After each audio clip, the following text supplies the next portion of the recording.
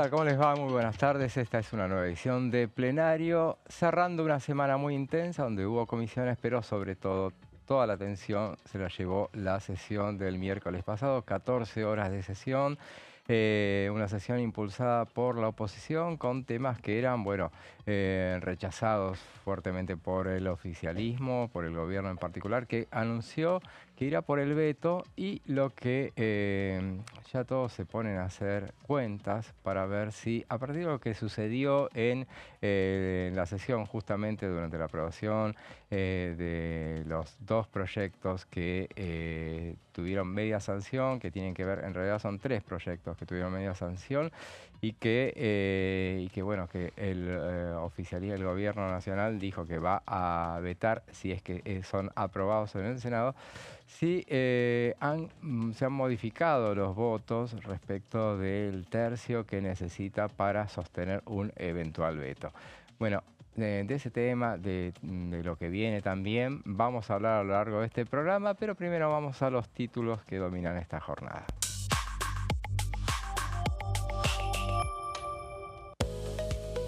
Principio de inocencia fiscal, ese es el nombre del proyecto de ley, con modificaciones al Código Civil y Comercial.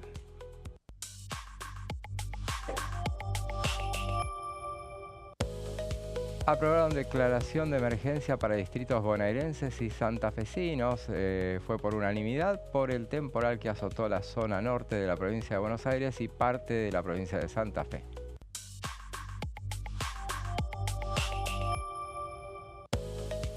Diputados aprobó y giró al Senado la emergencia en discapacidad. Será en todo el territorio nacional hasta el 31 de diciembre de 2027.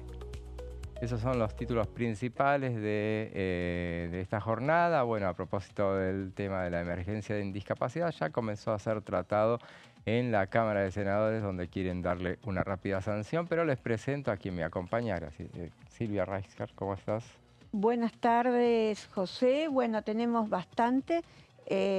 Solo un detalle, la emergencia es por un año de Por un año, hasta 2026. Hasta Sí. 2026, Sí. porque Prorrogable fue por un año más. modificada en el recinto, en el tratamiento en Claro, particular. así es. Viste que un proyecto viene con una idea. Una de las quejas que tuvo ese día el presidente Martín Menem en que habían convertido la Cámara casi en una comisión, porque Sí, es verdad. venían, volaban papeles por todos lados. Con modificaciones. Pero eso ya es un problema que algún día vamos a hablar a fondo de ese tema. Ese es un problema que estamos teniendo en los últimos debates de proyectos importantes que se empiezan a cambiar. Bueno, pasó con el tema jubilatorio, pasó con discapacidad, pero viene pasando con otros proyectos cuando llegan con pocos acuerdos. Así es. Inclusive sí, hasta entre los mismos que propiciaron la sesión. Igual te voy a contar, hoy voy, como para tirar una idea, voy a contar un poco cómo viene la negociación para aprobar el proyecto de inocencia fiscal. Muy bien, ese es un tema, bueno, que ayer justamente ingresó finalmente, lo habíamos anticipado durante el programa de ayer, que bueno, ya lo había firmado antes de partir de gira el presidente de la Nación, el proyecto, así lo había contado por la mañana el jefe de gabinete y después, bueno, durante el transcurso de la tarde se presentó, bueno, pero de eso nos vas a hablar. Vamos a hablar, es una modificación en realidad a la ley penal tributaria por un lado y a la ley de procedimiento tributario. Claro, eso ya es lo que viene. Bueno, nosotros también estamos con lo que pasó en la semana. Bueno, fue una sesión bastante intensa. A propósito de lo que decías de el reto que dio el presidente de la Cámara respecto de que, bueno, trabajen más los proyectos en comisión, lo dijo un par de veces, pero sobre todo lo dijo cuando se enfrascaron en una intensa discusión que ayer comentábamos sucintamente que se dio sobre uno de los artículos en particular que tenía que ver con la emergencia en discapacidad. Claro, donde le permite a las empresas poder tomar empleados y poder tomar empleados que tienen discapacidad con digamos, con algunos beneficios en el tema de la seguridad social, poder pagar menos 50%, contribuciones sociales. Así es, sí, justamente. Y bueno, ahí saltaron. El primero en saltar fue el diputado Carro, que dijo, bueno, esto desfinancia al sistema de seguridad social. Después se fueron sumando, empezaron a saltar todos los diputados sindicales. Mario Manríquez reaccionó también, Vanessa Sile y varios, hasta que le pidieron, como contábamos ayer, le pidieron al el miembro informante, Daniel Arroyo, que retirara ese artículo. Pero ya estaba incluido, ya había dicho que lo aceptaba. Lo aceptaban. Claro, fue toda una lección de reglamento legislativo, o varias lecciones de reglamento legislativo se dieron a lo largo de la sesión de ayer. Y en la primera parte, que fue muy larga, que fue durante más de 2 horas, 3 diría, prácticamente 3, que fue la discusión del tema de que tiene que ver con la comisión investigadora y bueno, en la que la oposición quería intentar definir el tema de las autoridades. Los que tenemos como vos y como yo muchos años acá dentro de la Cámara, era como medio raro que se puedan votar unas autoridades de una comisión, porque inclusive cuando fue el 2009, vine el 2009 y todo el 2010, y la Cámara estaba manejada por lo que se denominaba el Grupo A, que eran bloques en contra en ese momento del gobierno de Cristina Fernández de Kirchner. En ese momento se planteó el tema de, bueno, se quedaron con las comisiones más importantes de la oposición, pero nunca se eligieron autoridades dentro del recinto. Pero se dieron elementos, por ejemplo, en el momento en el cual los antecedentes que esgrimía Oscar Agos Carreño al principio eran justamente cuestiones que habían resuelto. 2 de esos ejemplos los daba de 2010, de aquel tiempo del Grupo A. Viene a cuento y me hiciste el pie perfecto, porque justamente en el segundo bloque vamos a hablar justamente de qué fue el Grupo A, que todos nombran y pocos conocen, y bueno, nosotros lo recordamos, entonces vamos a recordar. Vamos a contar podemos contar algunas anécdotas del tema de Fellner y su presidencia, que son interesantes. Bueno, aportar eso que pasó, pero igual era una situación normal. Porque esa fue una situación anormal, digamos. Claro, sí, totalmente. Un mal antecedente. Y un antecedente, bueno, muy particular. Pero un mal antecedente realmente, que digamos que el partido del oficialismo se quede sin comisiones claves. Totalmente. No fue un buen antecedente. Y en esta ocasión Martín Menem se plantó. Claro, Le dijo, esto no está dentro del reglamento, no, aunque había antecedentes posiblemente, pero se plantó y bueno, y la verdad que la salida que encontró no está muy clara para mi criterio. Sí, porque recordemos, esto al final, como la situación se había enmarañado muchísimo respecto de quién tenía razón, porque por momentos todos tenían razón, pero bueno, hay que resolverlo de alguna manera, y lo que proponía la oposición era resolverlo, que ante esas circunstancias tiene que votar el Pleno, lo cual tiene ciertos cuestionamientos porque, bueno, no puede una mayoría circunstancial definir y establecer antecedentes que después en el futuro puedan ser esgrimidos. Porque era casi una modificación del reglamento. Prácticamente, y decían, si quieren modificarlo, el reglamento, se manda un proyecto, después lo planteó Ritondo, promediando la discusión, mandan un proyecto, justamente quien preside la Comisión de Peticiones, Poderes y Reglamentos es alguien nuestro, se refería a Silvia Los Penato, ella va a darle prioridad, nos comprometemos a que le den prioridad, y entonces modificamos el reglamento, y en la comisión se dictamina y después en el recinto se aprueba. Claro, sería un proyecto que necesitaría solamente sanción de la Cámara de Diputados, porque sería un proyecto de resolución en definitiva. Pero bueno, la cuestión es que esa era un poco la discusión de esas cuestiones reglamentarias. Pero inmediatamente después de que se saldó esa discusión, se avanzó finalmente con el tema que tiene que ver con el proyecto que aumentaba las jubilaciones, que aumenta las jubilaciones en 7,2%, y el bono que se resolvió en 110.000 pesos, que se votó pasada las 8 de la noche, creo, sí, pasada las 9, ¿sí? Se votó, y vamos a ver el momento en el cual se votó ese proyecto. Se va a votar en general a continuación el dictamen de mayoría contenido en la orden del día 790 con las modificaciones introducidas por los diputados preopinantes. Sírvanse, por favor, identificarse todos los diputados.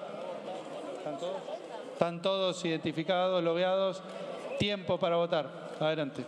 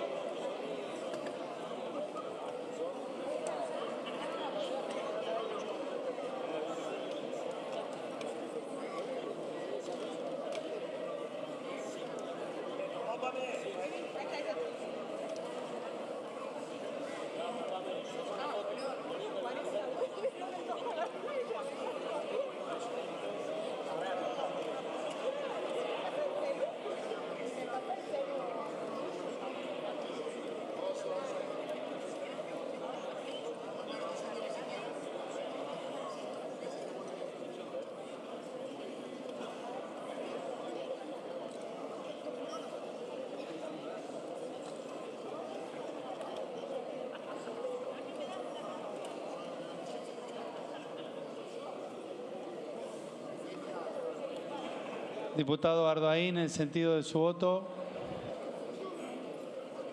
Abstención. Diputada Banfi, en sentido de su voto. Abstención. Diputado Benedetti. Abstención, presidente. Abstención.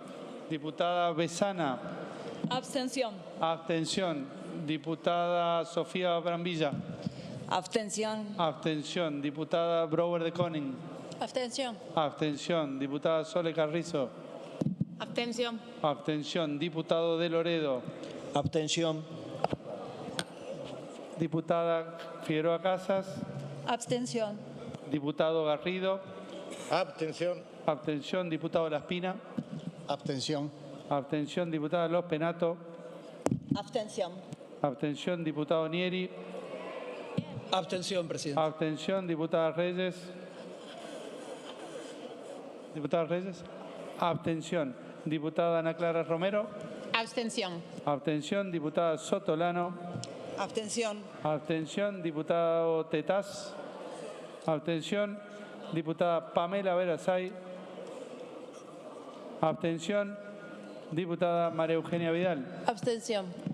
Se cierra la votación. Por secretaría se da la lectura. 142 votos afirmativos, 67 negativos, 19 abstenciones. Resulta afirmativo. Se pasa a la votación en particular. Ahí escuchábamos el momento clave de la primera de las votaciones que se hizo de las leyes importantes que se debatieron en esta jornada. Y fuera de cámara, Silvia, me comentabas el tema de que te habían llamado mucho la atención los votos justamente que se habían dado, o era un tema que era para analizar. Sí, me llamó la atención que bloques que habitualmente acompañaban al oficialismo, esta vez no solo no se abstuvieron, sino que votaron a favor. Sí. Sí, sí. Bloque Independencia, claro, que responden al gobernador Osvaldo Yaldo, que vienen votando con el oficialismo, no habían dado quórum tampoco, pero que después habían votado a favor. Producción y Trabajo es otro de los bloques que votaron a favor. Sí. Dos diputadas de Innovación que no dieron quórum tampoco. Pamela Caretti y Yolanda Vega. Exactamente, que votaron a favor. Entonces, y encima el resto votó con la ausencia. Votó con la ausencia y otros se abstuvieron, digamos, tampoco votaron en contra. Digamos que los votos en contra, igual te voy a decir una cosa, porque pasó el año pasado con jubilaciones. Jubilaciones había tenido una cantidad muy importante de votos, incluso los radicales habían votado a favor, pero cuando vino el veto, muchos de ellos se dieron vuelta y respaldaron el veto presidencial. Hoy los 2/3 no están todavía, en teoría, porque no. yo hice el número, a mí me daba 152 votos los 2/3, claro, no 142, claro, de la votación en general. Y después en cada artículo tenía todavía menos votos en general, claro, digamos, algunos de los puntos del proyecto. Entonces, siempre depende de la cantidad de diputados que tengas presentes, si llegás o no a los 2/3. Sí. Porque sí, no es los 2/3 de la Cámara, son 2/3 de los diputados que estén presentes en ese momento, para ver si van a tener los 2/3, porque el gobierno en el Senado va a salir, lo tenemos claro que va a salir, todavía no llegó al Senado, pero va a llegar en cualquier momento, porque le tienen que hacer modificaciones, viste que se incluyó un montón de cambios en el recinto, Sí. especialmente digamos, le incluyeron del dictamen que propuso Encuentro Federal, Nicolás Mazzo de Encuentro Federal, todo el sistema de financiamiento Sí, sí, sí. que podría tener para tener el equilibrio fiscal. Igual el financiamiento es muy discutible, voy a decirte, porque hay algunas partes del financiamiento que el gobierno no los, digamos, no los tiene. Sí, claro. La baja de intereses del FMI. Eso, el FMI te baja para que trates de pagar. Claro. Porque somos unos... Sí, no totalmente. somos buenos pagadores. Entonces, ¿qué hace? Te baja los intereses a ver si esta vez cumplís. Totalmente. Veamos qué decía sobre el tema, sobre esta cuestión de las leyes previsionales tratadas, el diputado Daniel Arroyo. Acá se aprobaron 3 cosas. Uno es el aumento del 7,2% de las jubilaciones en general, no solo de la mínima, sino en general. El segundo, algo que es muy fuerte para los jubilados de la mínima, que es el bono. Nosotros tenemos los jubilados tienen un bono de 70.000 pesos que está congelado hace 14 meses. Sí. Se lleva a 110.000 pesos. ¿Sigue siendo no remunerativo? Sigue siendo no remunerativo, o sea, no altera el sistema, pero sube el bono. Y en tercer lugar, el tema de la moratoria, que se terminó el 23 de marzo. Hoy, técnicamente, solo se jubila el que tiene 30 años de aporte. En la Argentina solo tiene 30 años de aporte una docente que se recibe joven y hace 30 años, algo así, pero muy raro, porque nosotros entramos y salimos del mercado laboral. El caso típico es un docente que de joven arranca y hace la escala, pero es la excepción, no la regla. Entonces, hoy solo se jubila 1 de cada 10 mujeres, 3 de cada 10 varones. Es un avance importante. Yo entiendo que el gobierno va a debatir la cuestión fiscal. Para mí hay que hacer un debate más grande sobre la cuestión de seguridad social, jubilatoria. Está claro que se ha extendido la expectativa de vida, que tenemos 42% de informalidad laboral, que hay otras realidades hoy. Pero la verdad que han sido avances importantes. Subir el monto de la jubilación, que está muy baja, subir y establecer un criterio para que crezca el bono y reordenar la moratoria, es decir, bueno, reordenemos esto de ahora. Ahora, deberíamos tomar este tiempo para hacer una ley seria. Yo creo que hay que hacer una ley profunda de cambio del sistema jubilatorio en nuestro país. Llamamos a Daniel Arroyo hablando de lo que fueron el aumento para los jubilados y la moratoria, que la moratoria fue realmente una sorpresa, ¿no, Silvia? Sí, yo no pensé, bueno, un rato antes que se vote la moratoria, un par de diputados habían comentado que era probable que la moratoria, porque había diputados que se suponían que estaban en contra y que terminaron votando a favor. Los diputados tucumanos, como decíamos, innovación y producción y trabajo. Pero si los que se abstuvieron hubieran votado en contra, la moratoria salía rechazada. Claro. Porque fueron 111 contra 100 y 15 abstenciones. No me parece que si hay un veto, esta moratoria se va a poder insistir. Una muestra de la sorpresa que les causó a los propios protagonistas fue la reacción que hubo en el recinto. La vamos a ver acá en el tape del momento de la votación. Dale. Vamos a pasar a votar. Les pido por favor que vayan logueándose. ¿Están todos logueados? Tiempo.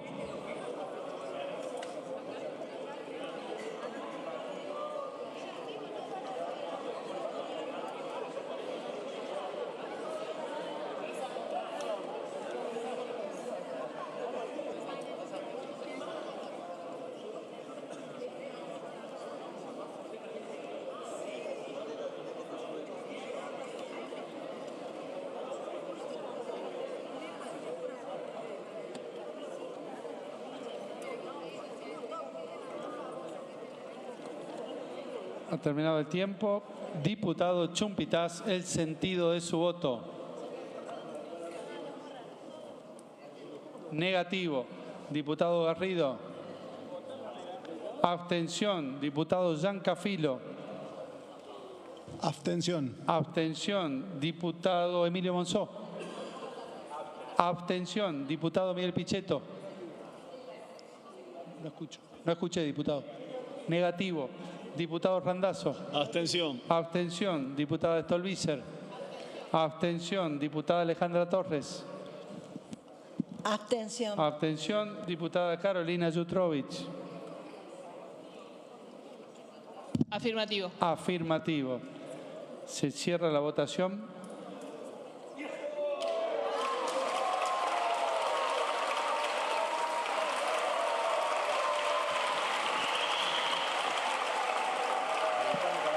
Por secretaría. 111 votos afirmativos, 100 negativos, 15 abstenciones. Resulta afirmativo. Se comunicará al Honorable Senado de la Nación.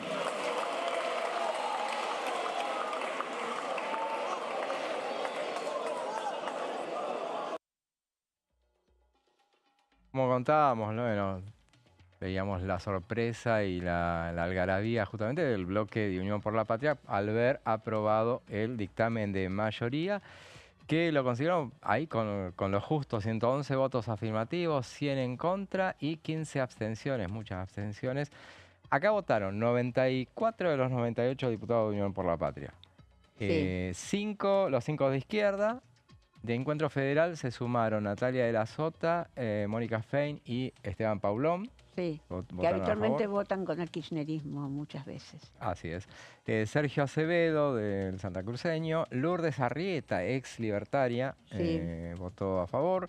Roberto Mirabella, también de otro bloque, monobloque. Los 3 tucumanos, como vos decías, Silvia, al principio. Los 2 de Innovación Federal, también lo habías comentado. La sanjuanina Nancy Picón Martínez. La otra votó con su ausencia, la otra sí, Moreno.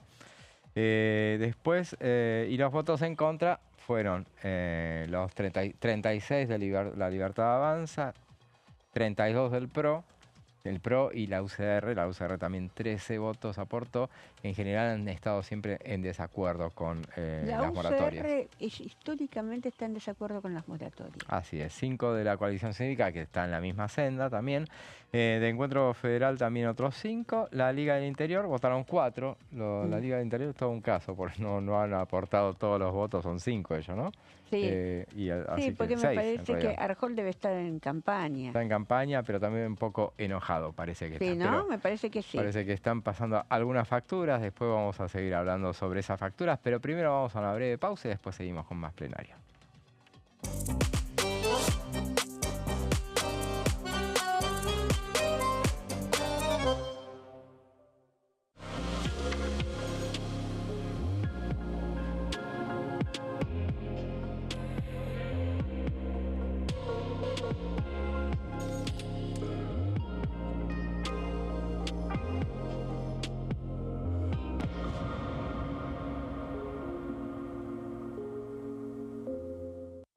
Elecciones legislativas 2025.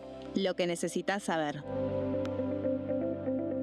El 26 de octubre, cada provincia elegirá a sus representantes en la Cámara de Diputados de la Nación.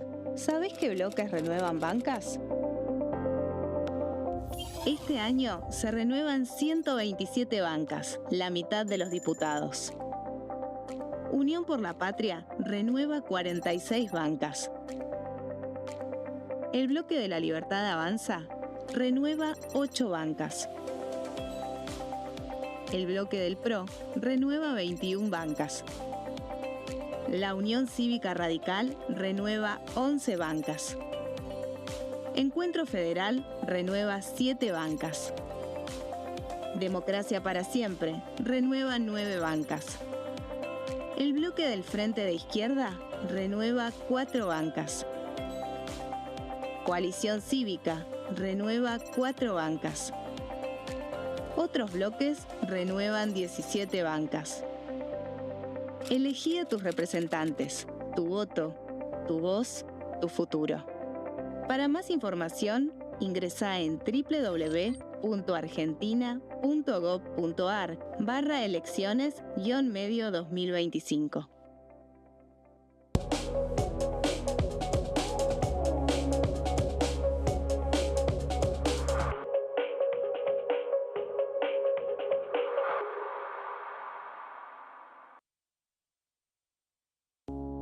Las sesiones son el espacio donde los diputados debaten proyectos de ley para su aprobación, modificación o desaprobación.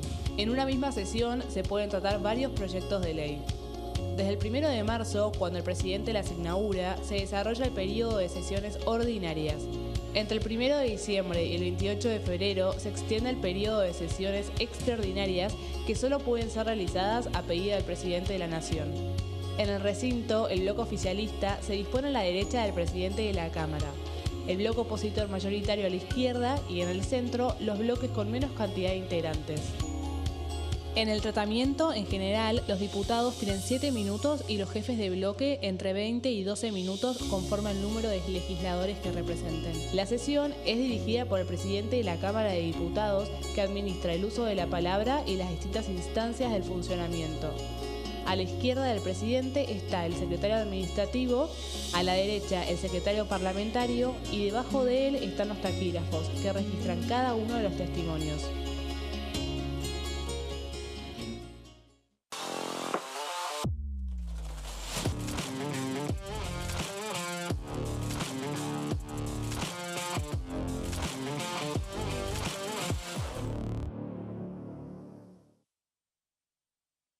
Dengue, Zika y chikungunya. Presta atención a estos síntomas. Si tenés fiebre alta, 38 o más, de 2 a 7 días de duración y dolor de cabeza, en especial detrás de los ojos, muscular y de las articulaciones, diarrea, dolor abdominal, náuseas y o vómitos, malestar general, cansancio, decaimiento, erupción en la piel, sangrado en nariz, encías u otras partes del cuerpo, no te automediques. Toma mucho líquido, usa repelente y acércate a un centro de salud.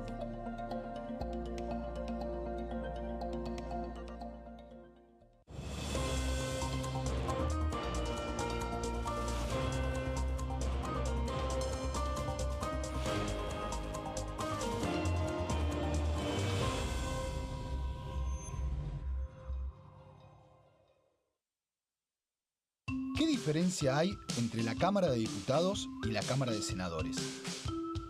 La Cámara de Diputados representa al pueblo de la nación argentina. Esto significa que las provincias más grandes y con mayor cantidad de habitantes tienen muchos más diputados que las provincias más pequeñas.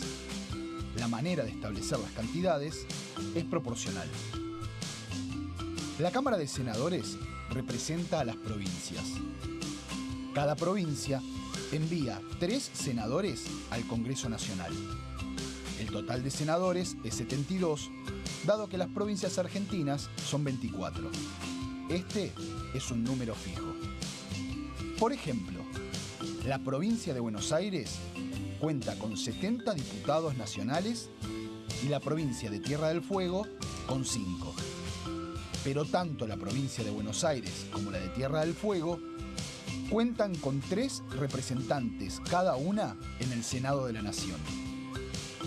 Cada 2 años, el Congreso Nacional renueva la mitad de sus diputados y 1/3 de sus senadores nacionales.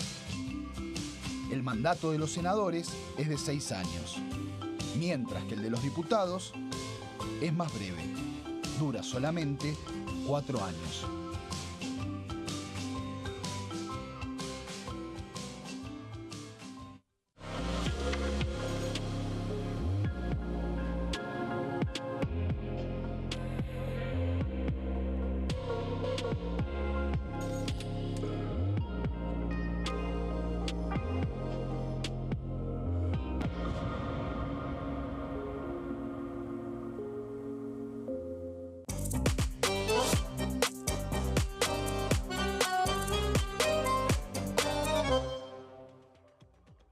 Segundo bloque de plenario. Bueno, no solamente leyes que no quería el gobierno se aprobaron el miércoles pasado, ya de madrugada se aprobó, por ejemplo, la declaración de emergencia, un proyecto que ya había tenido media sanción en diputados. Hablamos de la declaración de emergencia por la tormenta, el temporal en Bahía Blanca.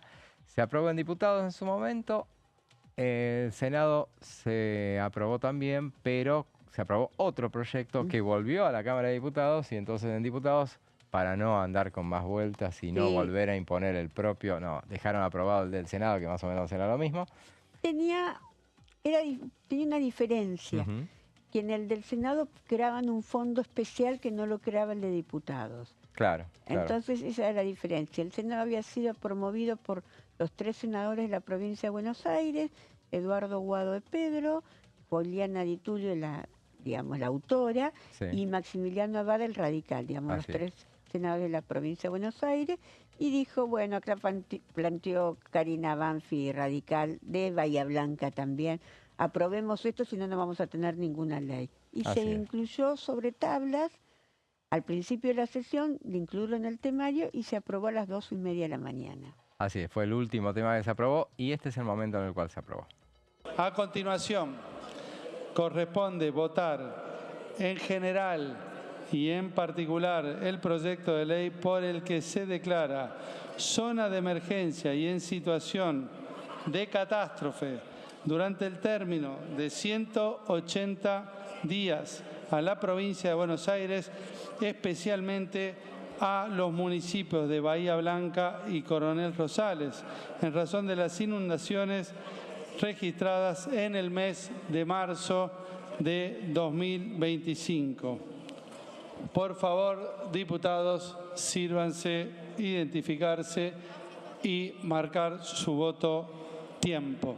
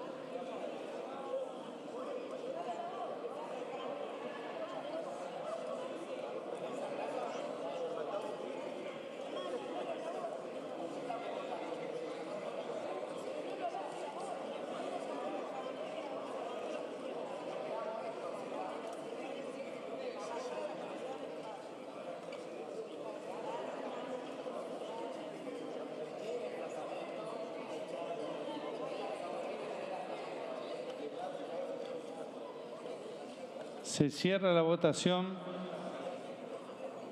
Señor secretario. 153 votos afirmativos, 32 negativos, 0 abstenciones. Resulta afirmativo. Queda sancionado el proyecto. Se harán las comunicaciones correspondientes. Y veíamos el momento en el que se aprobó el último proyecto aprobado en la Cámara de Diputados ya el jueves, ayer a las 2, como decía Silvia, pasadas las 2:30 de la mañana. Inmediatamente después, bueno, terminó la sesión, 2:41, se quedaron sin quórum cuando querían tratar la oposición, tratar los emplazamientos. Eso quedó para otra sesión. Exactamente, pero voy a hacer un comentario. Hoy la diputada, hubo un incidente dentro de la sesión de insultos de la diputada Florencia Carignano contra diputados de La Libertad Avanza, y hoy la diputada Alejandra Torres presentó un proyecto de resolución pidiendo, junto con Oscar Agos Carreño, Margarita Stolbizer, pidiendo que se eviten las situaciones de violencia, de maltrato y que el Congreso esté a la altura de las circunstancias. Sería buenísimo. Una mención, nada más porque lo acaba de presentar el proyecto de resolución. Sería buenísimo que sucediera eso, sí. También hubo un discurso de Miguel Pichetto respecto de cuidar un poco más las formas, porque realmente el clima político se está enrareciendo.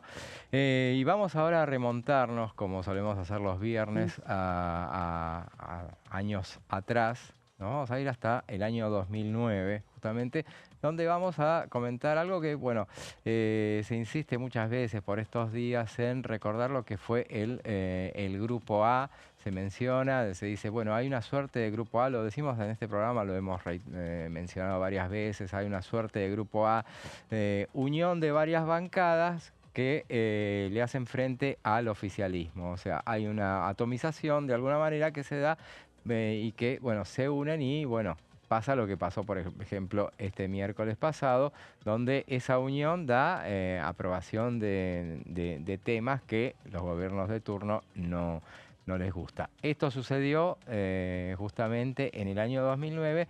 Y bueno, vamos a ver unas placas para recordar justamente qué fue el Grupo A y cómo terminó precisamente. El Grupo A fue una coalición parlamentaria opositora que se formó en la Cámara de Diputados en diciembre de 2009, tras las elecciones legislativas de ese año. Y ese nombre, justamente porque se llamaba Grupo A, surgió informalmente justamente para diferenciarse del oficialismo kirchnerista al que se referían como el resto o Grupo B. Y ahí vamos a ver imágenes de algunos que lo integraban. Ahí vemos a Ricardo Alfonsín, veíamos antes a una más joven, Linita Carrió. Ahí vemos a la cara visible, podría llegar a ser, porque fue quien le puso Grupo A prácticamente. Ahí vemos a Silvana Giudice, veíamos recién a Patricia Bullrich, también lo veíamos a Felipe Solá, con las imágenes de entonces, que tenían entonces las caras que habían entonces. También pasamos por el Senado y lo veíamos a Miguel Pichetto. Elisa Carrió fue una de las impulsoras más visibles del armado opositor. En el radicalismo las caras visibles eran Ricardo Alfonsín, Oscar Aguad también, que eran referentes del radicalismo en ese momento. Oscar Aguad creo que era el presidente del radicalismo. Ricardo Alfonsín terminó siendo candidato presidencial 2 años después. Patricia Bullrich tenía su propio bloque, era de Unión por Todos y un rol de articulación del grupo. Estaba también, no pusimos todas las caras, pero estaba también Francisco de Narváez, que era parte del peronismo federal, se llamaba entonces. Claro, que le había ganado las elecciones que habían ganado, en la provincia y lo había derrotado a Néstor Kirchner, que había encabezado la lista junto con Sergio Massa y otros, Daniel Scioli y otros diputados y otros dirigentes que terminaron siendo dirigentes testimoniales. Estaba también Federico Pinedo liderando el bloque del PRO en ese momento. Estaba también Victoria Donda. Era bastante heterogéneo esa bancada. Ahora, para ver por qué llegamos a donde llegamos, vamos a remontarnos un poco más. Vamos a ir hasta, en la próxima placa, al año 2007. Y vamos a ver, presidencia de Cristina Fernández de Kirchner, cómo estaba conformado. Siempre tratamos de establecer cómo era el estado de situación en ese momento. Previo a la elección del 2009. Claro, 2007 gana Cristina Kirchner, gana por una amplia mayoría y tenía 127 diputados, era un montón, tenía aparte los aliados, quórum propio prácticamente tenía, con los aliados lo tenía, y 40 senadores, lo hemos hablado en programas anteriores con Silvia también, que pero 40... que en el 2008 se le complicó con él. Claro, a eso vamos, no te apures, tranquila. 40 senadores, con los aliados tenía 45, pero eran aliados, no era que circunstanciales. O sea, el radicalismo tenía piso histórico, 9 senadores tenía nada más. Ahora vamos a a la elección que Silvia quiere justamente, está expectante, que es la del año 2009. Vamos, final de la hegemonía kirchnerista. Néstor Kirchner pierde esa elección, como contaba Silvia, con Francisco de Narváez. Esa elección donde también componían la lista, teníamos a Daniel Scioli, una lista... Claro, pero yo hablaba de un conflicto previo, en el 2008, el kirchnerismo se divide por el conflicto del campo. Exacto. A eso me estaba refiriendo, más que a la elección. Claro. En el 2008 se divide con el conflicto del campo y pierden una veintena de diputados, entre ellos Felipe Solá, que se va del bloque. Encabezaba el grupo de diputados que estaba en contra de las retenciones móviles. Exacto, o sea, fue una elección que pierde, pero aparte ya venía muy zarandeado porque, bueno, había perdido mucho en el camino, porque si no, no perdés de una elección a otra, no perdés mayoría. No, habían perdido una veintena de diputados. Y entonces tenía 87 diputados, queda con 87 diputados, era muy poco, muy lejos ya del quórum, y 32 senadores sin quórum, pierde el quórum propio. Hay que reconocerle en sí una cosa al kirchnerismo en ese momento, que las elecciones habían sido las de 2009 en junio. Las adelantan las elecciones. pensando que le iba a ir mejor de lo que le iba a ir en octubre, porque el deterioro era grande. Después, con el tiempo, dijeron hubiera sido mejor hacerlas en octubre, pero bueno, otra cosa. Lo hicieron en junio y lo que les permitió que desde junio, desde esa derrota fuerte que tuvieron y sabiendo que iban a perder esa mayoría, aprobaron todo lo que necesitaban hasta aprovechando esa mayoría que les quedaba, que no era tan ostentosa ya, porque justamente lo que decía Silvia, que se habían ido por la guerra con el campo. Y bueno, entonces aprobaron leyes como la ley de medios, que después la voltearía la justicia. ¿No aprueban ahí las internas abiertas, simultáneas y obligatorias? Aprueban así, claro, en efecto. Ahí hacen una reforma política y que lidera Florencio Randazzo las negociaciones como ministro del Interior, y sale las PASO, crean las PASO, justamente que eran a imagen y semejanza de lo que quería Néstor Kirchner, que no quería que le volviera a pasar algo así como lo que le había sucedido con Francisco de Narváez. Vamos a la próxima placa entonces, y ahora sí hace su irrupción el Grupo A, que se adueñó de la mayoría de las comisiones y, como decía Silvia, lo dejó al gobierno sin comisiones clave.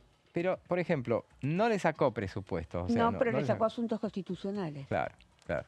Y a diferencia, porque algunos hacen la comparación con lo que pasa ahora, a diferencia de lo que pasó en ese momento, ahora el oficialismo sí mantiene las comisiones clave. Claro. Por eso cada vez que la oposición necesita tratar un tema, tiene que recurrir a los llamados emplazamientos, que me parece espantoso que se trabaje así en la Cámara de Diputados, esperando un emplazamiento para poder abrir una comisión.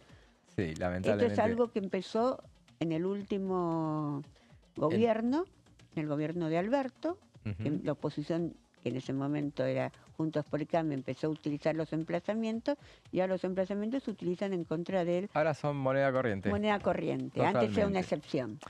El Senado había perdido, entonces teníamos ahí el Grupo A, es 25 comisiones, se queda en la Cámara, vamos a hacer eje en la Cámara de Diputados, 25 comisiones, 20 comisiones le deja al Frente para la Victoria, o sea, eso es un impacto muy grande que se desarrollaría todo a lo largo del año 2010. En el Senado, ¿qué es lo que sucedía mientras tanto? Y no está puesto como en placas, pero sí, en el Senado lo que sucede en ese momento es, había perdido el quórum y no se arma un Grupo A, pero casi. Entonces, ellos tenían 30 senadores, como decíamos, había 2 incondicionales más, de esos que mantenía, eran 34, pero ya habían perdido el quórum. Es la primera vez en la historia, entonces, que un gobierno pierde la mayoría en las 2 cámaras. Al peronismo no le pasaba eso nunca, y le pasó brevemente, por lo menos durante ese año, en el Senado también. En febrero, pero eso en diciembre, todo esto sucede con el Grupo A en diputados en el mes de diciembre. Sucede. Pero en el Senado no pasa nada en diciembre porque, recordemos, la sesión preparatoria, esa donde se define la conformación de la Cámara y después empiezan a resolver el tema de las comisiones, se sucedería en el mes de febrero. Llega el momento de la sesión preparatoria en la que se designan las autoridades de la Cámara y la conformación de las comisiones, y la oposición consigue de manera impensada una mayoría de 37 miembros y le arrebata entonces la mayoría de las comisiones también en el Senado. Sí, hay que recordar que ni en diputados ni en el Senado la oposición, este famoso Grupo A, le quiso sacar la presidencia. Si bien en diputados en algún momento se manejó, en ese momento Lilita Carrió le dice no, la presidencia le corresponde a Eduardo Fellner porque es la sucesión presidencial. Claro. Porque en un momento también se había hablado de ese tema. Es verdad, y eso se lo reconoce mucho y lo recuerdan, ese gesto de Lilita Carrió, que tiene que ver con una cuestión de institucionalidad. Vamos a la próxima placa. Entonces, bueno, ¿qué caracterizó al Grupo A? Bueno, eso ya te lo dejo a vos, Silvia. Realmente era un grupo muy heterogéneo, sí. Que lo habían formado la UCR, como estaba en la placa que teníamos recién, el PRO, también... estaba la coalición cívica. La coalición cívica, el peronismo federal, que había sido esta rama que se había desprendido del del PJ tradicional y lo había enfrentado a Néstor Kirchner en las elecciones, y otros partidos menores. Se quedaron con comisiones muy importantes, como cuál, la Comisión de Asuntos Constitucionales, legislación, la Comisión de Justicia, legislación general. ¿Y qué hicieron durante todo este tiempo que tuvieron esas comisiones? Ellos lo vamos a ver, no me spoilees demasiado. No, está bien. Pero es importante que salgan con estas comisiones para tratar temas centrales de los cuales vos vas a hablar en este momento. Ahora lo vamos a ver en las placas, pero el objetivo principal era arrebatarle al kirchnerismo el control de las comisiones claves y avanzar con una serie de proyectos. Ahí vamos a ver entonces cuáles fueron los logros principales o más destacados del Grupo A. Manejar la agenda, lo que acá se llama manejar la agenda. Eso era lo que consiguió, manejar la agenda, exacto. Repartieron cargos estratégicos en comisiones. Claro. Eso es lo que hicieron. También impulsaron proyectos como el aumento de las jubilaciones. En el caso del anterior, bueno, le habían arrebatado justamente la presidencia de varias comisiones estratégicas, entonces influían, como decía Silvia, en la agenda legislativa. Impulsaron los proyectos como el aumento de las jubilaciones al 82%. Ese fue el éxito más grande que alcanzaron. Que fue vetado. Pero fue simbólico, claro. Fue la victoria simbólica. Lo aprobaron en la Cámara de Diputados sin demasiado esfuerzo y en la Cámara de Senadores lo lograron aprobar ese fue el segundo voto no positivo de Julio Cobos. Él seguía siendo vicepresidente de la Nación. Él había tenido ese voto no positivo cuando en 2008, en julio de 2008, creo que el 14 de julio, cuando fue por el campo. Y la segunda vez que votó para desempatar una situación que era por el 82% móvil, él votó a favor del 82% móvil, que después generó el veto de Cristina Kirchner. Y eso marcó, obviamente, un hito en la confrontación con el Poder Ejecutivo. Seguimos con los logros más destacados del Grupo A. Por ejemplo, a ver, vamos a la siguiente placa. Reforma del Consejo de la Magistratura. Era la reforma de la ley, por lo menos la impulsaron, una modificación en la conformación del organismo encargado de seleccionar y sancionar jueces, buscando reducir la influencia del oficialismo. Sí, pero fue rebotada en el Senado. Así es, por eso. Lograban victorias victorias que se quedaban a mitad de camino. A mitad de camino, porque después el Senado dijimos que había perdido la mayoría, pero no era un dominio total del oficialismo. Lo que sí había conseguido era una mayoría especial para repartir las comisiones, pero después a la hora de los votos, recordemos, era un oficialismo bastante poderoso por entonces, que se fue recomponiendo a lo largo del año también. Oposición al uso de las reservas del Banco Central también, bueno, fue una posición muy activa, tanto en el Congreso como en la justicia, porque apelaba mucho al tema de ahí viene la politización de la justicia o la judicialización de la política en realidad también. Tenía que ver con el uso de las reservas del Banco Central para pagar la deuda externa, que la oposición quería obturarla, y era una medida utilizada por el Ejecutivo. Una pelea que los memoriosos acordarán terminó con la eyección, por ejemplo, de Martín Redrado del Banco Central, justamente. Exactamente. Él abogaba por la mantener. El kirchnerismo decía que se había atrincherado en el Banco Central, tal cual. Eso todavía lo recuerdan muchos. Bueno, hablaba de la independencia del Banco Central. Y eliminación de los superpoderes, que se mantenían desde tiempos desde mucho antes. Avanzaron con la eliminación de la facultad del Poder Ejecutivo para reasignar, por ejemplo, partidas presupuestarias sin control del Congreso. Eso después también lo frenaron en el Senado. Sí. Modificación del régimen del decreto de necesidad de urgencia. Pasó lo mismo, lo aprobaron con cambios para limitar el uso de los DNU por parte del Poder Ejecutivo, pero como pasó con los otros, no todos los proyectos pasaban por el Senado. Y casi el único que sí sorteó ese escollo fue el de el 82% móvil. ¿Cómo terminó? ¿Qué terminó pasando? Lo que ya se imaginan, se desintegró hacia fines de 2010, lo vemos en la próxima placa. A pesar de los logros legislativos, justamente tuvo una vida corta. Esperaban que había llegado para quedarse. Las diferencias, ¿qué fue lo que pasó? Diferencias internas, ambiciones electorales. En 2011 había elecciones presidenciales, bueno, todos querían ser... ¿De dónde iba a salir el próximo candidato presidencial? Y salió de ahí, pero salió muy atomizado. La falta de cohesión hicieron que se desintegrara hacia fines de 2010 sin haber logrado consolidarse como una alternativa de poder estable. O sea, tenían todo 2011 aparte para seguir trabajando. Duró un año esa experiencia. Sí, en el 2011 no hicieron nada. Así es, sí. Y prácticamente no hubo sesiones porque se dedicaron a hacer campaña y todos querían salir, bueno, ganarle al kirchnerismo. Vamos a ver ahora a Patricia Bullrich, que fue una figura central justamente de lo que fue la articulación, como decíamos, de lo que fue el Grupo A. Y este comentario lo hizo justamente en una entrevista del 4 de julio de 2023, ya siendo precandidata presidencial. Se lo dijo a Carlos Pañi, le decía: yo en el Congreso hice acuerdos, porque le decía, que era lo que le planteaba nuestro colega, era cómo te vas a manejar eventualmente en el Congreso, cuál va a ser la relación con el peronismo, porque bueno, acá hay minorías.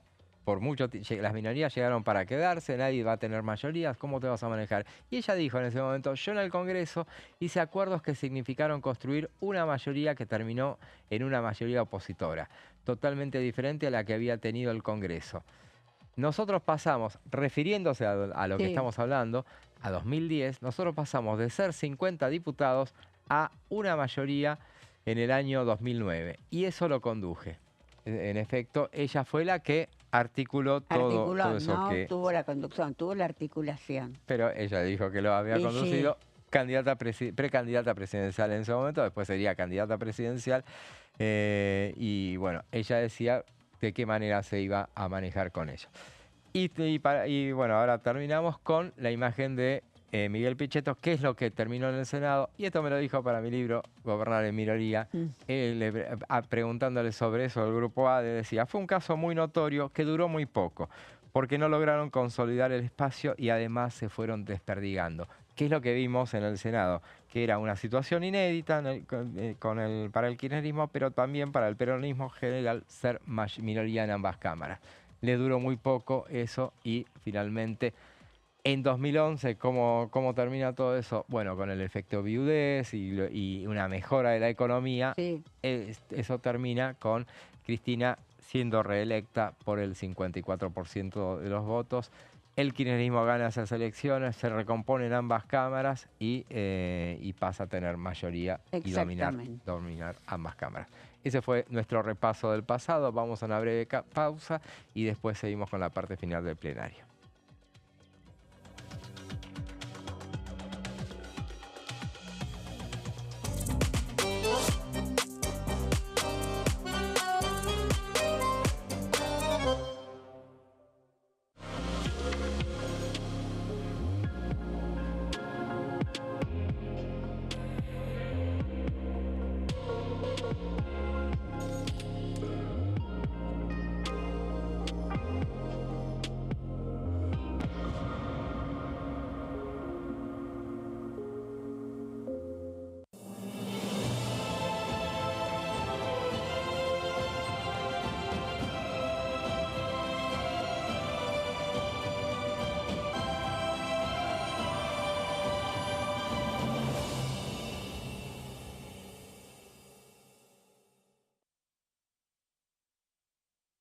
¿Qué diferencia hay entre la Cámara de Diputados y la Cámara de Senadores?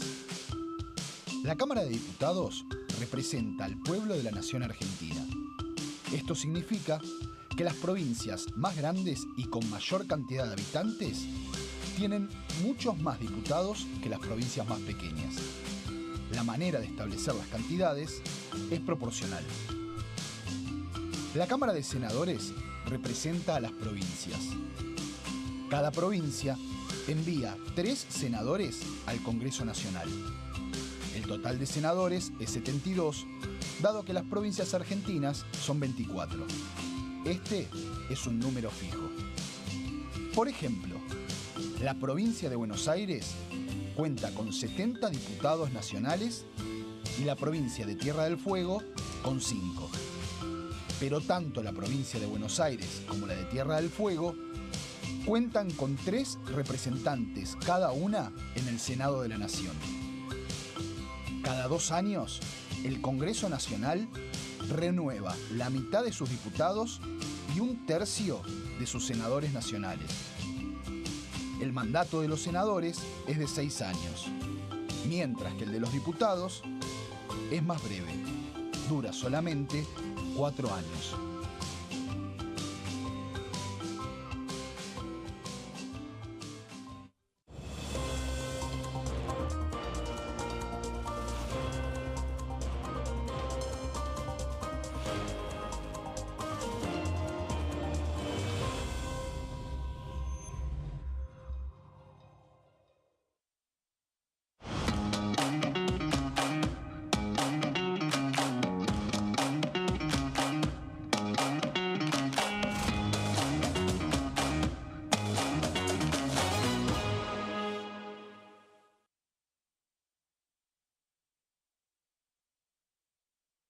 Dengue, Zika y chikungunya. ¿Cómo protegerte de la picadura de mosquitos? Para prevenir el dengue, Zika y chikungunya, evita que el mosquito te pique. Usar repelente siguiendo las indicaciones del envase. Cubrí brazos y piernas con ropa clara. En casa, pon espirales o tabletas. Usa tules o mosquiteros sobre camas o cunas. Coloca mosquiteros en puertas y ventanas.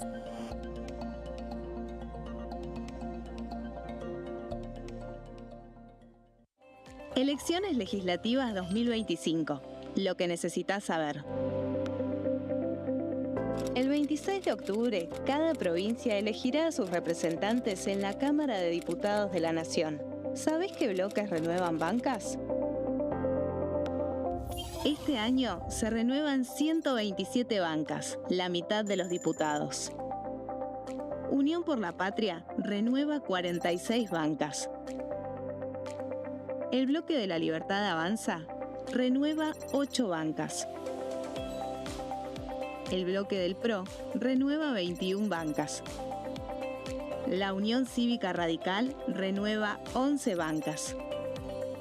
Encuentro Federal renueva 7 bancas. Democracia para Siempre renueva 9 bancas. El Bloque del Frente de Izquierda renueva 4 bancas. Coalición Cívica renueva 4 bancas. Otros bloques renuevan 17 bancas. Elegí a tus representantes, tu voto, tu voz, tu futuro. Para más información, ingresá en www.argentina.gov.ar/elecciones-medio 2025.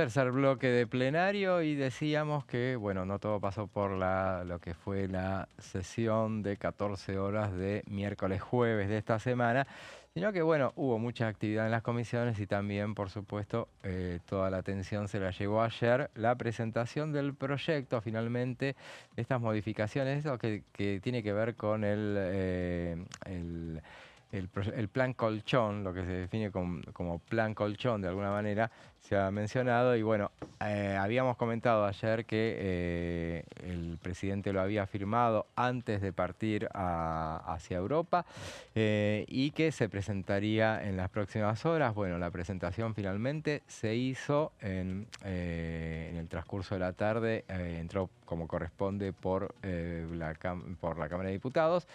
Pero el encargado, lo que llamó la atención fue que uno de los encargados de hacer la presentación oficial, fue el diputado José Luis Esper, que lo hizo en su carácter de presidente de la Comisión de Presupuesto y de Hacienda, y muchos dicen también de precandidato a diputado por la provincia de Buenos Aires, lo veremos. Pero bueno, esto es lo que decía Esper durante esa presentación. Queda en manos entonces de los diputados y de los senadores de la Nación elegir entre dos opciones, solo dos. O acompañan este proyecto y permiten que los argentinos sean libres y normalicen su situación patrimonial de una buena vez, o se oponen y condenan a los argentinos a esconder sus ahorros bien habidos, condenándolos a la informalidad y a la evasión. O están con la gente, o conspiran para seguir arruinándoles la vida. Casta. No hay intermedio. Este mensaje también va para los gobernadores que aún no adhirieron al régimen. Va para el soviético de Axel Kicillof, que ha arruinado a la provincia de Buenos Aires. Va para La Pampa, para Formosa, Tierra del Fuego, La Rioja, Santa Cruz, Santiago del Estero y Santa Fe. De algunos, como el gobernador de la provincia de Buenos Aires, no esperamos prácticamente nada, porque le ha dedicado su vida entera a arruinarle la vida a los argentinos, primero cuando fue ministro de Economía, y ahora a los bonaerenses en su segundo mandato, luego de un desastroso primer mandato. Todos estos son los culpables del problema.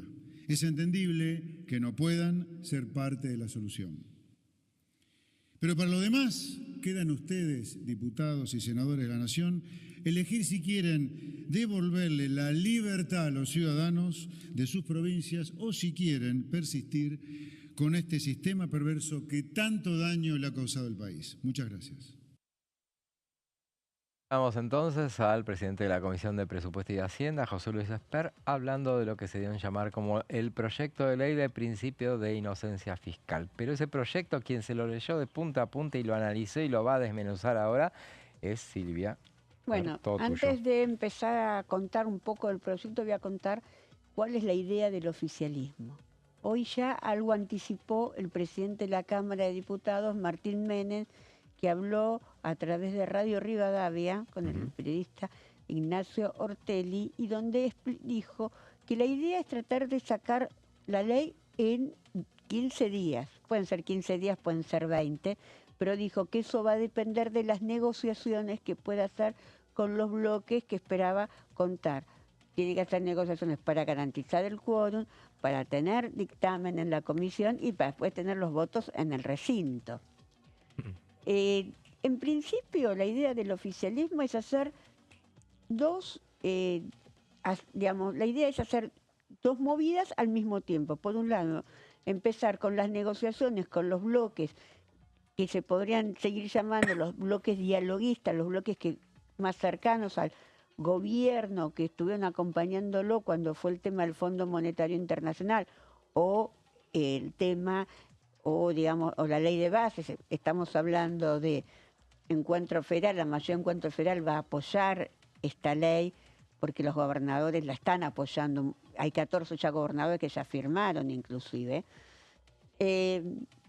Entonces, ¿qué es lo que está proponiendo? Bueno, entonces estaba contando que en principio lo que se va a hacer es hacer las negociaciones con los bloques que podrían llegar a acompañar el PRO seguro, la UCR seguro, después una parte Encuentro Federal, seguro que va a acompañar. Los bloques de Innovación Federal, Producción y Trabajo, Independencia también creen el gobierno que los va a acompañar. Y después también esperan contar con el respaldo de algunos gobernadores peronistas.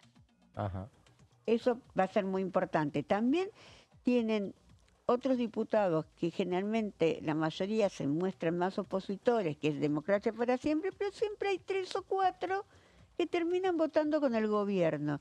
¿Quiénes son? Son los diputados que responden a Rogelio Frigerio, gobernador de Entre Ríos, responde a Maximiliano Puyó, gobernador de Santa Fe, y a Leandro Esdero, gobernador de Chaco. Ajá. Entonces, con todo...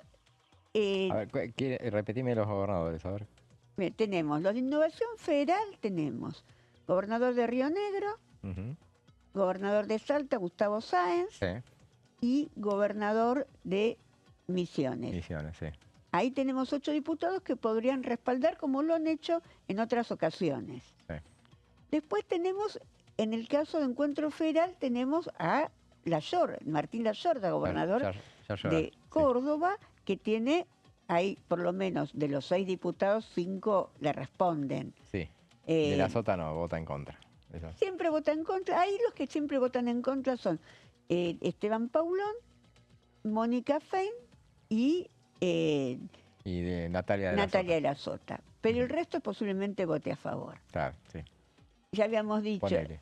Y después tenemos la coalición cívica. No sé cuál va a ser la posición de la coalición cívica por el tema de... La coalición cívica viene planteando algunas críticas por el tema de... Dice que tiene que haber más control sobre los fondos que se blanquean, por el tema de los controles. Sí. Hay que ver cuál es la posición que termina asumiendo la coalición cívica. Y después, bueno, el optimismo... Que la coalición cívica está teniendo un alejamiento, digamos, Sí. sobre todo particular, por otros motivos, de Luis Caputo. Exactamente. Muchas críticas con Luis Caputo, con el manejo que tuvo con el tema del Garrahan, críticas muy duras. No creo que en este tema acompañen al gobierno, lo veo difícil. Sí, pero sí lo pueden acompañar otros gobernadores. No te olvides que Santiago del Estero tiene 7 diputados. No, Santiago sí. Sí. Catamarca tiene 4 diputados, ahí tenés 11. Santa Cruz son 2 y se dividen. Habría que ver, en Santiago del Estero, habría que ver, sí, es verdad. Sí, pero es muy probable, claro. Es muy probable que de alguna manera acompañe, o con ausencias o con presencias. Sí. O con aviones que tardan en llegar también. Sí, Santa Cruz siempre votan divididos. Uno vota a favor y otro vota en contra. Sí. Tenés Producción y Trabajo. Tucumán también. Tucumán va a votar a favor. Ya firmó el convenio. Tenés San Juan. Tenés 2 diputados en San Juan. Ellos seguramente van a votar a favor. 14 provincias ya creo que... Ya firmaron. 14 provincias firmaron. Entonces va a haber algunos diputados capaz que de UP o que se abstienen o que no votan a favor. Bueno, va a estar interesante cómo se va a desarrollar eso.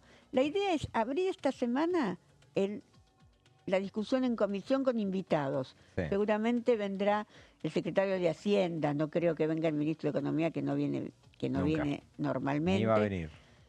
Y después el dictamen podría estar saliendo unos días antes de la sesión prevista más o menos para el 24, 25, 26 de junio. Pensá que tenemos una semana rara la próxima semana con los feriados. No, la próxima semana no, la otra. La otra, sí. Del 16 al 20 de junio. Y van a seguir en todo ese trayecto las negociaciones. ¿Qué es lo que está proponiendo el gobierno en este caso? Que no haya persecución para aquellos que quieran utilizar los dólares, algunos dicen guardados en el colchón, o por lo menos que no han sido declarados en la declaración jurada. Sí. Entonces, ahora sí vamos a ir a la primera placa para que yo les cuente un poco de qué se trata este proyecto que envió ayer el Gobierno Nacional. En la primera placa vamos a plantear cuáles son los objetivos. Bueno, alentar el uso de los dólares no declarados y establecer otras metas para considerar el delito de evasión, que estaba muy bajo en este momento.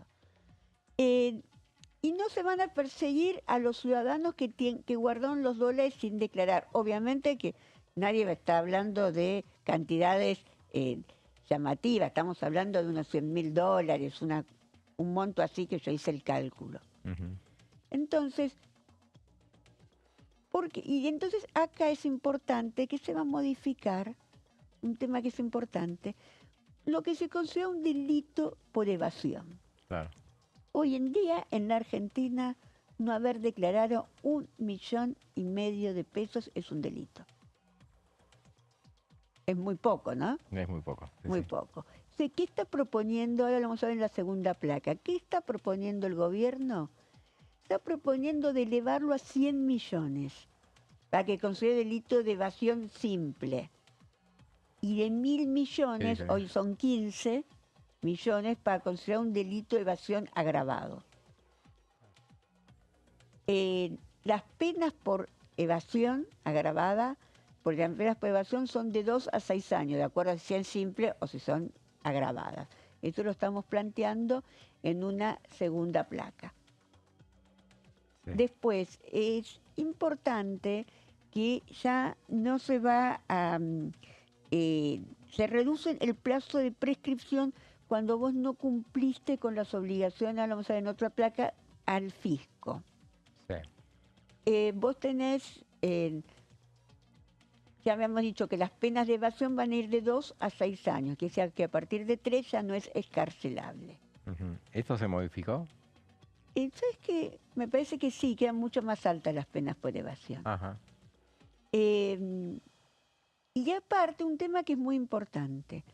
Si vos no presentaste a tiempo tus obligaciones ante el fisco, el plazo de prescripción para que te puedan hacer una demanda era de 5 años. Tenían 5 años el fisco para poder presentarte una demanda. Ahora se va a bajar a 3 años. Cambia, digamos, se alivia mucho lo que se llamaría la persecución tributaria, digamos, que te persigan por no cumplir con las normas. Pero va a haber otros aumentos de sanciones cuando vos no presentes en término tu declaración jurada. Eso vamos a ir más adelante.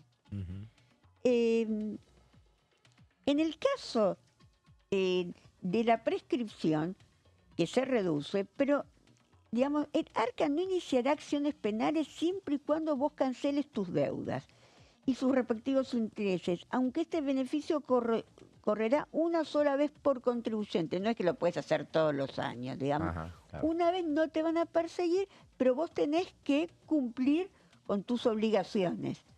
Podés atrasarte en los plazos que tenés que presentar tu declaración jurada y va a tener el ARCA, 3 años para, digamos, intimarte para que lo hagas.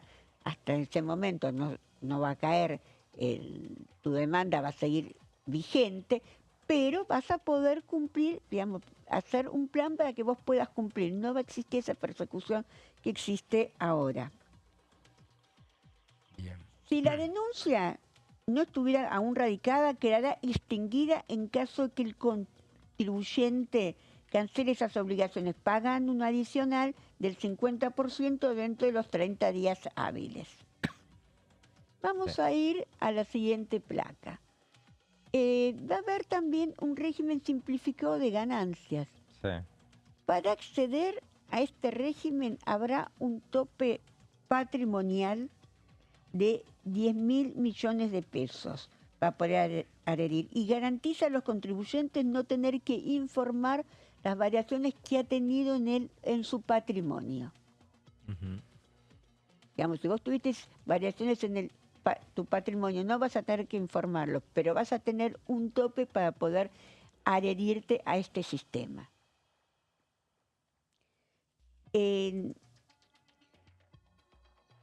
Y después vamos a ir a la placa siguiente. La declaración jurada. La declaración jurada. La declaración jurada deberá cumplirse en los plazos establecidos, ya que su demora tendrá una sanción muy importante. Hoy en día, atrasarte en la declaración jurada es casi simbólico. Te cobran 400 pesos, entre 200 y 400 pesos. Ahora lo vas a pensar 2 veces, ¿eh? No te atrases, José. ¿Cuánto te van a cobrar? Entre 220.000 a 440.000 pesos. Bueno. Así que no te recomiendo... Acá sí la endurecieron, sí. Actualización de costos, sí. Claro, Está muy bien, exactamente. sí. Bueno, digamos, hay varios puntos que yo los voy a leer porque son más complicados. Me autorizás para leer, ¿no? Sí, está bien. Digamos, en el tema del régimen patrimonial dijimos que eran 10.000 millones de pesos. Esto implica que Arca solo les cobrará el impuesto a las ganancias por los ingresos que hayan facturado, independiente de su crecimiento patrimonial, que no será controlado y que de esa base se reducirán los consumos. Otro punto importante del proyecto es que se establece el efecto liberatorio del pago, si se acepta el contenido de la declaración jurada propuesta por Arca y que se realice el pago en término. Y me parece que otro punto en materia de prescripción es importante. Si vos, si vos te atrasás con los pagos de la contribución social, la demanda no prescribía a los 10 años, digamos solo a 5 años. Claro. Es decir, que se reduce a la mitad el plazo que tiene el fisco para reclamar obligaciones no cumplidas. Y bueno, me parece que va a ser un proyecto muy importante. Es muy importante porque el gobierno necesita blindar, dar seguridad a la gente, que no va a haber una persecución por parte del Arca por utilizar los dólares, que no lo hayas declarado, que los hayas comprado, lo que se llamaría en el sistema libre, sistema blue, porque también hay que recordar que durante muchos años del gobierno anterior prácticamente era imposible acceder al dólar oficial. ¿Te acordás que había $200? Y que esos $200, casi el 70% de la población estaba fuera de poder comprar. No podías porque en tiempos de pandemia, por ejemplo, si habías recibido el pago de ATP, por ejemplo, quedabas excluido de la posibilidad de comprar dólares. Si habías recibido, si te habían pagado parte de la tarjeta, ¿te acordás que había...? Sí, que te refinanciaban la tarjeta, tampoco podías tener. Después agregaron otras condiciones para no poder comprar el dólar oficial. Claro. Si tenías un subsidio a la energía o si tenías un subsidio a la electricidad, tampoco podías estar. Si tenías algún préstamo, aunque sea personal, tampoco podías estar. Tenías muchas limitaciones para comprar en el dólar oficial. El llamado cepo, existía el llamado cepo, que ahora no existe, que ahora podés comprar en el sistema oficial. Pero ¿qué pasa con todos los dólares que una persona compró durante estos últimos más 6 años? Porque el cepo empieza en el gobierno de Macri, en el último año del gobierno de Macri. No sé si te recordás. Se renueva. No, bueno, las últimas semanas del gobierno, sí, después de perder las PASO. Después de las PASO empieza. Y dura todo el gobierno de Alberto Fernández y parte del gobierno de Javier Milei. Pero además no te permitían firmar un contrato o vender una propiedad en dólares, tenías que hacerlo en pesos, cosa que ahora se permite. Así es. Y bueno, lo que pasa es que el gobierno, la pregunta del millón es si necesita el proyecto o la aprobación, o si puede tomarse un tiempo como para esperar hasta el año que viene con la nueva composición del Congreso. Porque lo que había anticipado el gobierno era que era una ley para que la gente adhiriera, teniendo en cuenta para blindar a los ahorristas respecto de los sucesivos gobiernos, para que no venga un gobierno distinto y te pueda llegar a perseguir, exactamente. A perseguir. Pero bueno, esto suena, y lo que acabas de explicar todo detalladamente, suena como que lo necesita ahora, justamente. Lo necesita ahora porque la gente no va a salir, va a sacar la plata del colchón, como se dice en forma criolla, para utilizar los dólares si no tiene una ley que lo respalde. Claro. Ese es el tema. Y aparte, como es una ley tributaria, no se puede hacer por decreto. En el Senado yo creo que la va a tener, puede llegar a conseguir los votos. Me parece que es el lugar más adverso, pero me parece que el diputado está complicado. No la va a tener tan sencilla, me parece. Me parece que lo va a conseguir el diputado porque muchos gobernadores peronistas me parece que van a salir que han firmado los convenios van a salir a respaldar el proyecto. Puede ser. Creo que, digamos, si bien no necesita una mayoría calificada, sí necesita... Claro. El quórum, por lo pronto. Y necesita los 129. Claro, sí. 129 votos. Con mayoría simple se aprueba esto. ¿Sabes que tengo mis dudas? Porque son impuestos. Es una ley tributaria. Debe ser. No te alcanza el 111 votos como la moratoria.